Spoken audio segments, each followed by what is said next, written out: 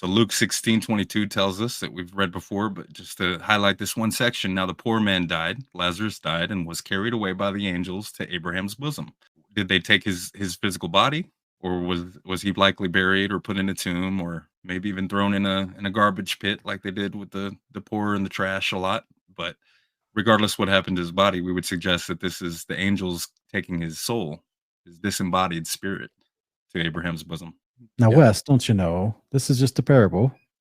How dare you take this literally? Our I know. Messiah, the greatest teacher who taught nothing but truth, would have absolutely used accurate theology and accurate statements in teaching about the afterlife, even in a parable. So, something I've been asking, you guys see me do these interviews and discussions and debates, and something I've been asking recently is, oh, it's just an allegory, it's a metaphor. Well, what's the comparison then? Yeah. And they Yeah. got nothing. They just stare at me. They're just like, so What is it a anyway, metaphor you're a for? heretic. Yeah. Yeah. Yeah. So, Yeah, so I back bet to back to about how you're not saved. So anyway, like they got nothing actually explain. It's just like this hand wave dismissal of, oh, this is just an allegory or a metaphor. Really? Well, what's the comparison then? They don't know. And so it's a very common theme I've seen with you, especially where they'll say, I don't know, but you're definitely wrong. I don't Right. have the answer, but yours is not right. Right. Oh, there's many interpretation scholars argue about this, but I know for sure that your interpretation is not right. Yeah. Yeah. Yep. Yeah, and the scholars that they talk about say that he tapped into like a Greek mythological event here, right? Out of all the parables, this is the one he decides he's going to use Greek mythology Greek to mythology. I've heard that too. derive a point from. But I'm like, look at all the other parables, right? All the other parables. He's making comparisons and stuff, but it's all tangible, real stuff that we can see and understand in the reality in which we live. So I'm like, why would he all of a sudden change tactics with his parabolic teachings with one of the most important elements of what the afterlife experience is kind of like, right? Like that doesn't make any sense to me at all. No. Yeah. Abraham wasn't a part of Greek theology and the Greek religion, right? Neither was the law of Moses and the prophets of God, of Yahweh. That wasn't a part of the pantheon of Greek worship. So just because the Yeah. Greeks also understood that there's an underworld doesn't negate the reality of this. And this whole place happens to also be guarded by angels. Psalms 49:13-14 says, "This is the way of those who are foolish, and of those after them who approve their words. Selah. As sheep, they are appointed for Sheol. Death shall be their shepherd, and the upright shall rule over them in the morning. And their form shall be for Sheol to consume, so that they have no habitation." Okay. So this is a little vague if you don't understand what's already going on here. It's a little ambiguous, but the upright ruling over them in the morning needs to be clarified, I think, with some parallel verses. But so Okay. their form shall be for Sheol to consume. It's definitely talking about the dead asleep, appointed for Sheol. They'll be ruled over. And so who will do the ruling? Did you already read Second Baruch? Would Because you when read that, Adam's Sean? sin and death was decreed against those who should be born, then the multitude of those who should be born was numbered, and for that number a place was prepared where the living might dwell and where the dead might be guarded. Okay, so another reference to that fullness of the number that Yahweh wants, right? Ken was just talking about that he wants more children. He's awaiting the appointed time so that he has the fullness that he wants. But we have another reference here to the dead being guarded. And so we're going to say this is angels as it's illustrated here, but we don't get that exact wording until you look at a very controversial passage in the chapter of Second Esdras. We're going to be looking at this next about how there's 70 verses in a part of a fragment that is not included in some modern manuscripts of Second Esdras. And a good chunk of them are talking about what happens in Sheol immediately after death. And I'm excited to do kind of a mini Honor of Kings snippet here as we talk about this. But For everyone that's like new to the channel, new to these concepts, Second Esdras used to be in your Bible. Was called the Apocrypha, but it's not. It's just a part of Scripture as well from the prophet Ezra, whom we have to thank because he actually restored all the scriptures that we still have today, approximately 4th century BC. So, high priest, prophet, scribe Ezra, we have a lot to thank him for. He was a pretty righteous man of God. Yeah, he's we do. awesome. Second Ezra 7:85 says, "They shall see how the habitations of the others," this is referring to the unrighteous, they're seeing the others are guarded by angels in profound quiet. And Second Ezra 7:95, talking about the righteous, says, "They understand the rest that they now enjoy, being gathered into their chambers," the chambers again, and guarded by angels in profound quiet and the glory waiting for them in the last days. That's the resurrection. So this will bring us to a clip where we're going to look at the first part of it is going to give some history about why I believe it's possible that this was in the oldest manuscripts of 2nd Esdras 7. These brothers might have a different opinion, and I'm excited to talk about that. But if we could watch that clip and maybe discuss more of it afterwards. There we go. Known as the missing fragment, it was not entirely unknown in the West. Professor Johann Gildemeister in 1865 discovered that a leaf had been excised from the Codex Sangermanensis, a Vulgate manuscript from the Benedictine monastery of Saint-Germain-des-Prés. The conclusion was that all manuscripts of 2 Esdras which do not contain the missing text were ultimately derived from the Codex Sangermanensis after it had been mutilated, indicating that the leaf had been cut out very early in the volume's history, perhaps within a very few decades of its writing in 822 AD. These missing verses were not available in print until Robert L. Bensley published a Latin text from the Codex Colbertinus in 1875. After Bensley's death in 1893, Cambridge published his critical edition of the whole Latin text of 2nd Esdras, or 4th Ezra, in 1895, restoring the lost verses. It is this Latin text that was used in the Stuttgart edition of the Latin Vulgate. Bensley's text was also the basis for the translation, which was included in the English Revised Version of the Bible. It is theorized that the missing page was cut out from the Codex Sangermanensis by a monk at the Benedictine monastery, because of its account of the hideous fate awaiting most people, in its statement that post-mortem prayers on their behalf would be unavailing.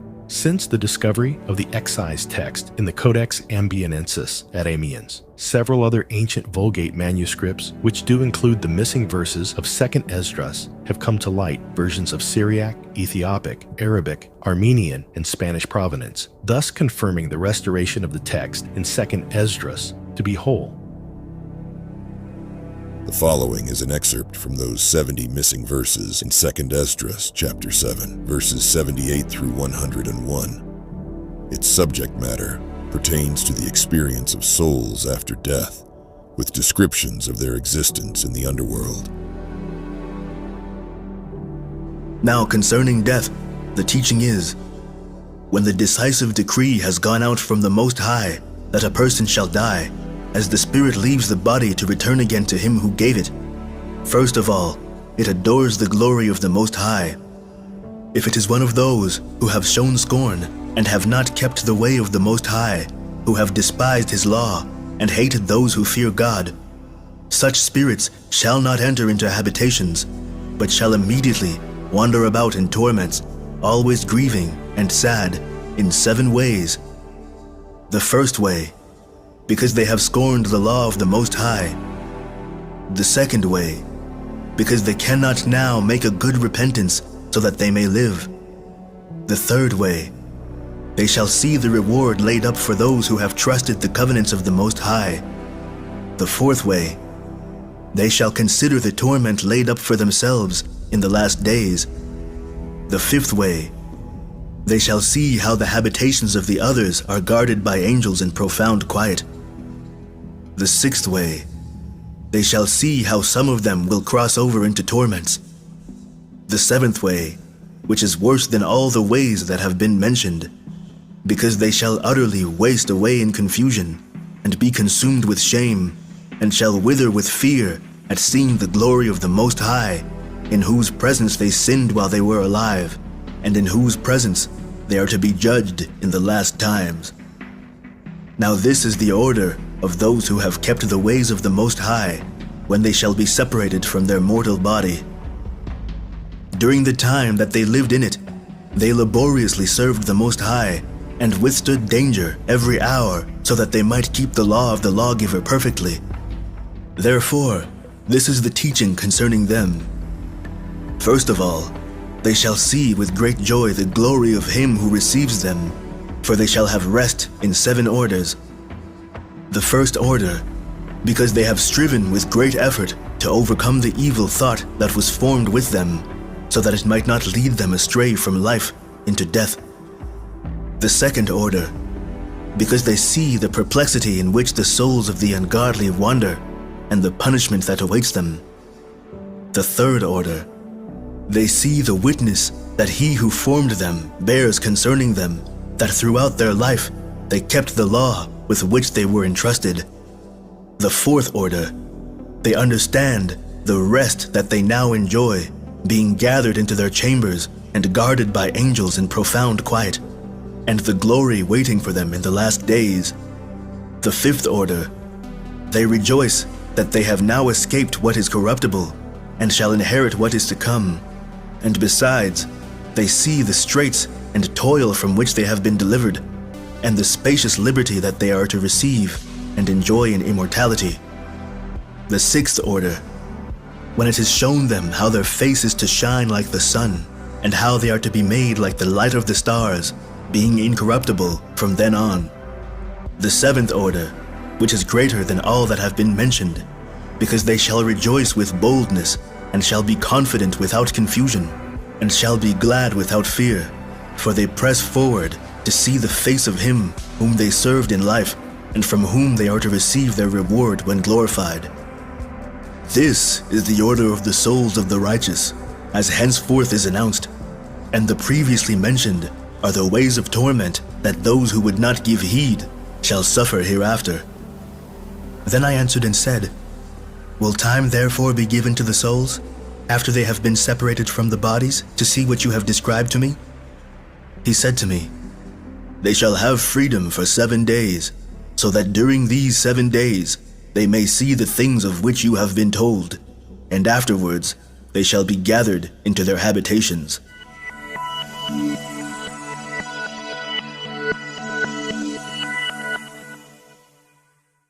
All right. So several years ago, Sean was doing a call-in show, and I had called in wanting to talk to Sean about this specific passage. And you had said that you don't see a precedence for this, some of those things in scripture elsewhere, and that you think there's good reason why it's not included in the modern manuscripts. Are you still of that opinion? And I'm excited to talk more about that. Just on the 7 days of the tour, the post-death tour, I right? think that's the most, yeah. All the other that's- stuff is easily found. Yes. As far as, Father sees everything, standing in the presence of him, standing judgment in the presence of him. All those concepts. We even see in Enoch, it tells us that Uriel and those under his charge are the ones that are over the underworld.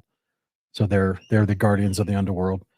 So I do see a lot of parallels Yeah. of things that are mentioned in there. But the only thing that's only giving me paused is the idea of this brief but limited description of this 7-day tour.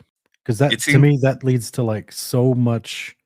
That leads to all kinds of credence of the seers, the diviners saying your family's looking over you, watching. You want to talk to your family. Oh, they haven't passed over yet. They haven't crossed over to the other side yet. You can talk to them. Like I obviously they're liars. I think they're dealing with familiar spirits anyway. But there's something about that particular claim that I still have yet to see a parallel for in the rest of the scriptures. Yeah. Yeah, I So- echo that sentiment as well. And we can, hey, maybe we can dedicate a whole Honor of Kings episode where we can, go line by line in great detail through those 70 passages. But I really want it to be legit, because Yeah. that's you're not going to find that anywhere else than the type of detail that it lays out succinctly, like each 7 thing one after the other. You're gonna experience this and this, and it gives you both sides, and like it's just like wow, that is a lot of information, and like it makes a lot of sense. But then, as Sean said, yeah, it's the 7-day tour that I just like. Ooh, did Jonah have that? Did Christ have that? Like, do you have to have the tour, or can you just bypass the tour and go straight there to your rest? I don't know. Like, Is the I got a tour lot only of questions offered with for it. those who don't understand the covenants and the faith and the promise, and it gives them some sort of explanation to the reality of where they are because they've been deceived in their lifetime? Is that why the tour is there? If it's a real thing, so like Ken says, otherwise, I don't see that precedent for other believers who had a moment of going to Sheol and back. Okay. Yeah.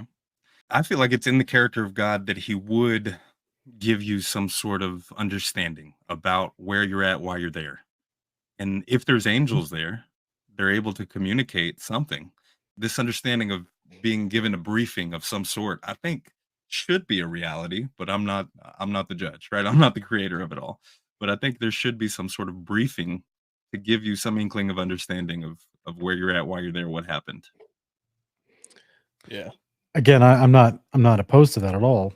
It's just about the timing of it, I guess, is the problem that I struggle with because Yeah, 7 days period. I'm sitting there looking at it going, all right, well, who's that apply to? Like, someone that was like a complete psychopath. Supposedly Jeffrey Dahmer, what did he kill people, ate people, ate his family, kept them in the freezer, stuff like that. Like, does he need a tour? Is that the idea? Is a tour actually needed for him? Is a tour needed for the righteous?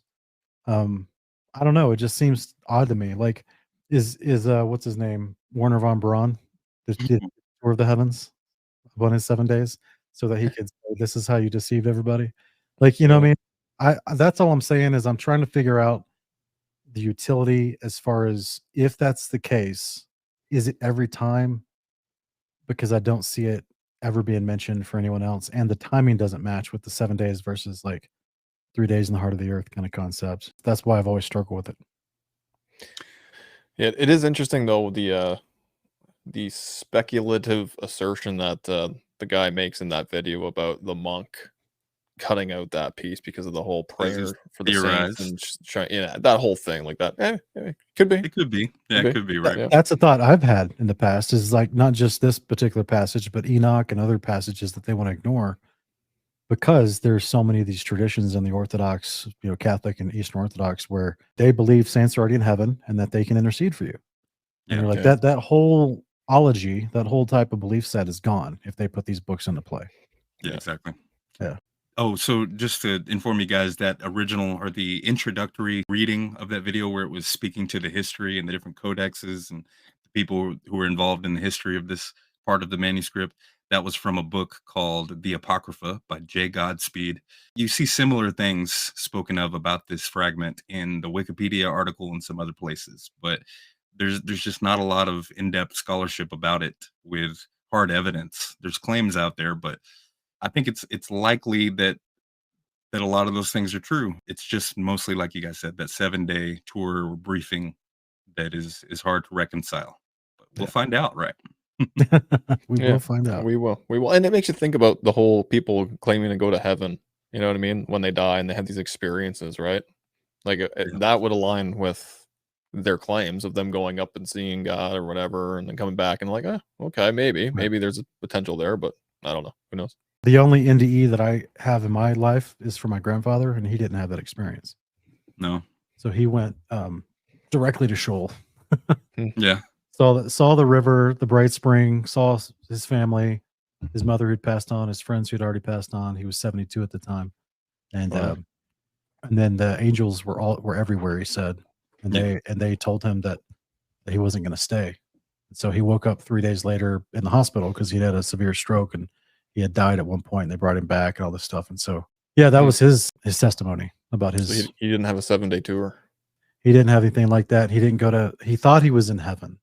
Mm-hmm. To my knowledge, my grandfather didn't have any understanding of these passages and these books. He was like a, KJV 66 only kind of Pentecostal kind of preacher. And, but what he describes is literally 1 Enoch 22's description. Yeah. If he thought he was in heaven, then it's like when you do die and go, like, do you think you're in heaven, or are you aware of like, oh, I'm in a place called Sheol now? You'd think because the angels, they're taking you, like, we're taking you to a place called Sheol. This isn't heaven. Or is it just when he came back to his body, he just again was just like what he could remember? Yeah. He claims that he thought he was in heaven. His best friend that had already died, he went up to him and was asking him, "What are you doing?" And his best friend just responded, "Oh, I'm just making sure this river keeps flowing." You know. And his mother started praising God. She saw him and she walked up to him and started praising God, and she looked youthful again. And she said, "Oh, but you're not going to stay," and that kind of stuff. And so, did he have an NDE? Did he have a dream? Did he have a vision? Either way, it was so impactful to him that he actually started preaching again at 72. So he'd already retired. Wow. So he decided to go back to preaching at a church at that point. Fired him back up. Yeah. Got a couple more souls needing saved out there. Yeah, he thought it was real for sure. Like, I guess this would be an interesting discussion. Like, do videos on not just testimonies of like people seeing demons and ghosts, but also near-death experiences. Yeah, I no, almost made this episode like that. I almost Yeah. included clips and people Oh, yeah? talking about that. we should because- maybe do one like that because I've had multiple people reach out to me since my Underworld stuff, like videos and being like, "Hey, like I've got testimony of dying and or people who I know died and claimed that they went to something the way it's described," and I'm like, "Oh wow." You can't. It's just the thing is you're relying on their testimony, Right. You know? So it's just like And then too, is there a difference?